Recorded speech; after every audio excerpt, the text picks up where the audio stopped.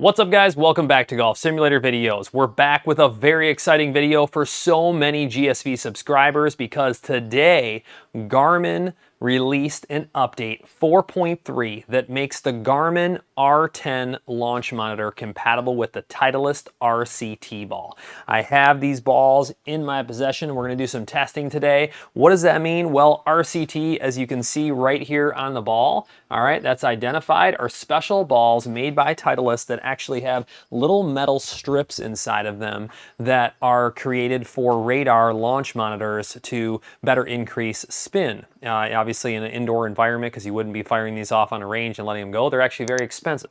I believe they're actually $65 for a dozen right now.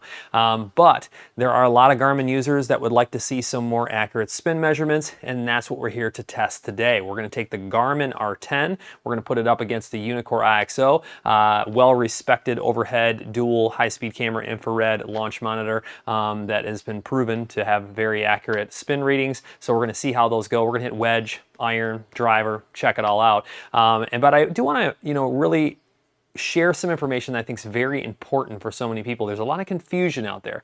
So backspin, all right, the backspin of the ball, that is going to affect carry distance, all right? It can affect other data parameters, but they're making some huge statements. They're saying that, that the carry distance can be up to 30 times more accurate, and then backspin up to 50% more accurate. I don't think I have those flipped. I think that's correct, but these are huge numbers, and you can look those up online. I can even put them down in the comments below. But I mean, I don't know if that tells me that we were seeing, a wide range of, potential accuracy misses before, or if they're just that confident in that jump that they're seeing now with this. It's also interesting that they were doing so much calculating with spin before, and now they're able to obviously see these metal strips if that's what they're now claiming that they're compatible with. So these are some big things for sure. But the most important thing I want to point out is that this does not affect spin access. And I know that that's been a huge discussion. I tried to share as much information with you guys as possible.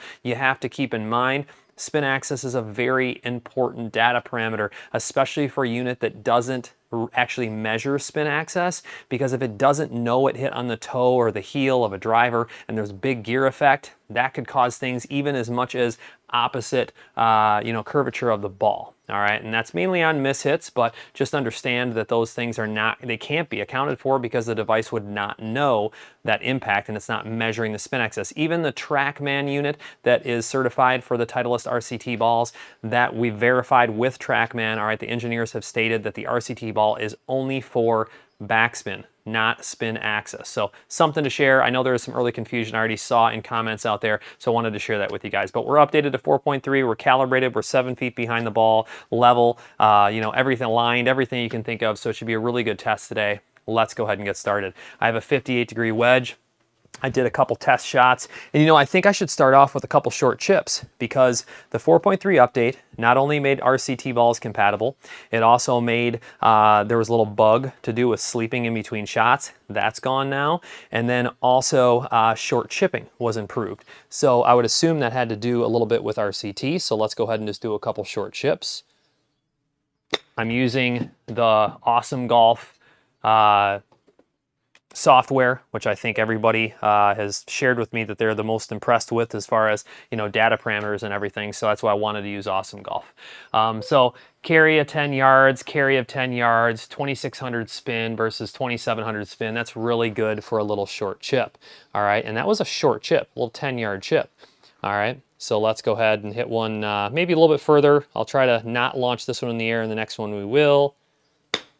So that was a low chip. Look at that, only 6 yards and only 7 yards, and 2300 versus 2300. So I like what I'm seeing so far on the short chips. We'll do a little more of a flop shot if you had to bring it up in the air. All right, a little short kind of flop shot. 13 yards, 12 yards, 3,300 versus almost 3,300. Really good readings so far, so I like that. And of course, we're really not paying attention a whole lot to the other data parameters. You guys can look at those. I mean, launch angle is there. That was 32 versus 35, so a little bit different between the two devices. And then, spin axis is going to be more important as we start, hitting shots looking at the shape. Okay, so let's go ahead and hit a little more of a 58-degree wedge. So that had like a little right curvature. That had a little bit of left curvature. 7,800 spin versus 8,600 spin. Launch of 29 and 28. Carry 66 versus 66. So the only thing that was interesting there is that right spin that it picked up on there with my wedge, and that had it going a little bit left. I tend to pull my wedges a little bit. Let's see a little more. That was a pretty good shot. Yeah, pulled a little bit there. Pushed a little bit on the Garmin. 9,600 versus 9,500. Those are good spin readings. 93 versus 98. Launch 32 versus 29. All right. We'll hit a couple more of these more, full wedges, which, 58 usually goes in that 90 to 100 yard range for me. So, all right, that was actually a good miss. That was thin. Both going to the left. You can see I didn't get as much spin and they're close. Launch was super low. Perfect little miss to demonstrate there. Let's hit one more normal one now. Launch that one super high. 10,600, 10,800. I like what I'm seeing as far as backspin reading right now. 32 versus 31, 100 carry versus 93, so a little bit difference in carry there. So I think that's some really good 58-degree demonstrations. So, what do we want to do? Let's just grab an 8-iron. I think that'll be a good mid-iron to demonstrate. I'm not going to clear shots because it would obviously be a little bit of a pain in the butt. I am going to change this to from wedge to iron. Whether you need to or not 100% certain. I haven't really been able to confirm that with Garmin, whether you need to select that or not. Sometimes it can, narrow down the reading range, so I just do it.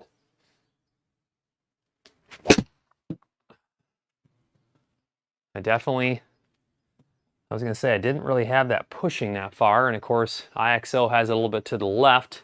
5,600 spin versus 5,700 spin. It wasn't the best strike in the world. 22 launch versus 24 launch. So interesting. We're getting a little bit of opposite spin still. All right, so let's do this. Let's purposely, we'll start off with a big draw. So let's try to draw this 8-iron.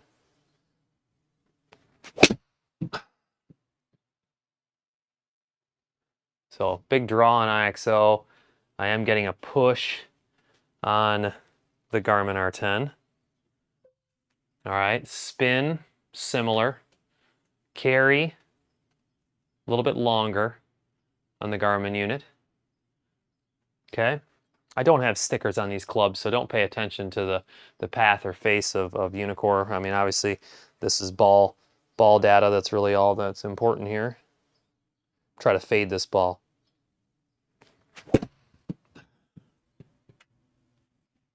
Okay. Those are similar ball flights. Might like the fade. 5,500 spin versus 5,600 spin. Launch of 23 versus 22. Let's hit another fade.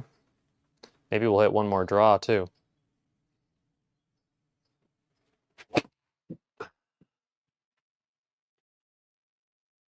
That was not as much of a fade, but still has a little bit of right spin. I just didn't, quite go outside in the path to the face ratio. That was a really well struck shot. Those other ones were like fair. You can see I got good distance out of it, 157. Still getting a little long on Garmin. Could be algorithms. Awesome Golf versus the View software. So that was a well struck, just baby little cut, tiny little fade. All right, gonna go back to the draw now. Should be a pretty big draw. Why doesn't it like that draw? So that has something to do with, like I said, they're not measuring spin access. So if you're trying to do this, push draw, and it doesn't measure the spin of the ball, it's relying on club path and face readings to do a calculation, and it, isn't doing the calculation to get the left spin. So that's what I was suspect on before. And obviously we're getting a little bit of suspect, readings again as far as spin axis goes. So and I think that's something that I've just been trying to share with people, that this unit does a pretty darn good, I mean, we're talking about $599. It does a good job for the money. When it comes to spin axis, I get some misreads, and it looks like, just as I would expect, it looks like we're getting improved backspin. I mean, look at that, 6146 versus 6173. That's going to help narrow down carry distances, depending on how algorithms are calculating it. Launch angles seem to be really good, a little bit higher on that one. But I will say, overhead launch monitors tend to have a launch of like a degree higher than floor units. Doesn't even matter if it's camera or radar or anything. So, do keep that in mind as well. All right, let's switch to driver. Not saying that matters, like I said before, but let's switch to it. I have not swung a driver today, so bear with me. We might see some really good misses.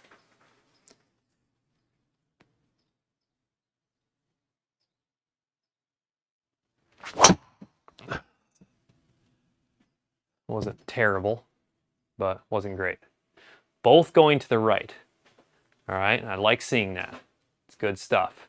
272, 276, 3000, 2762, launch of 15.6, launch of 12. That's a pretty big variable there as far as launch angle goes. But both had right spin, which I really like seeing. And both had, somewhat similar backspin. I mean, we're a couple hundred off, 200 RPMs. I mean, that can make a little bit of difference, especially as far as carry. Lower spin is going to go a little farther. See if I can correct this a little bit. A little bit to the right again. And I had it going straight. 273, 32 versus 3000. These are high spinning balls for me. I'm going to see if I can get a little better strike here. I'm just hitting them low on the face, which I think causes that higher spin. So we'll see if I can make a little bit of an adjustment here and get better contact.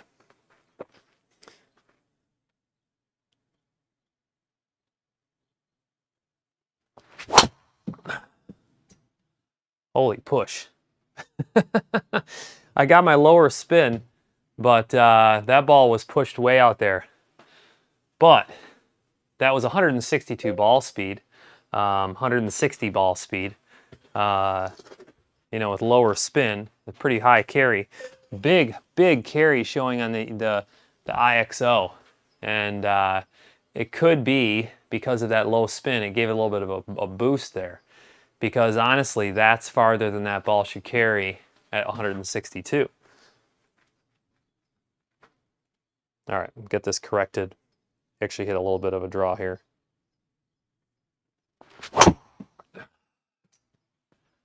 That's a very good ball. 165, had to get warmed up, Bigger draw on there, 163 ball speed. 3000 spin though versus 22.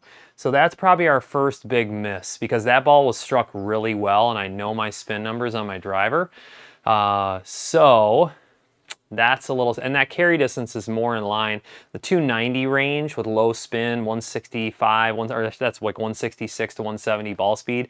I mean, that's what other launch monitors are going to show me too. I mean, anytime I'm around 166 to 168, like on GC Quad, for instance, that's going to carry about 290.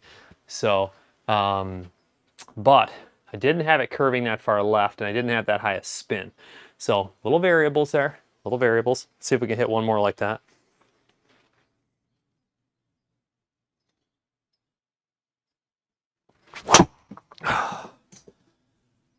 Man, that was hit so well. 169 ball speed. We're finally getting warmed up. 168 ball speed. 28 spin, 29 spin. It was a little low on the face, which there you go. I mean, that's going to cause that spin. Notice the lower carry with that higher spin. 294 versus 289, so a little bit lower spin here, maybe got that up there. So I think that was a really good last driver. I like having some misses in there, so you're gonna get variables. I did get right spin axis on that though, and I mean that thing was flushed. It was low on the face, don't get me wrong, but it was flushed dead center of the club. I could just feel how well that was hit. I mean, look at the indent on the screen. It was dead center. So, you know, the launch direction was there, and I didn't have that ball with much curve on it based on my feel, which I was seeing in IXL. So I'm getting some variables as far as spin axis goes. Am I seeing improvements? I think I am, based on my previous testing. I mean, how about those short chips, little 6-yard chips and stuff? And then how about all the different backspins being very close? I mean, that was 168 mile per hour ball speed that read, 169 on Unicore IXL, and yet the spin was very close. The backspin was very close. Couple little misses here and there from what I saw. I think we're seeing some really big improvements. I'm gonna do more testing, do more wedges, more irons, more driver, try to report back. Maybe we'll do 9 holes now with this and show you guys what it's like, but I think this was a really good example. I'm really glad we got some misses in there. I'm really glad we got some good shots in there.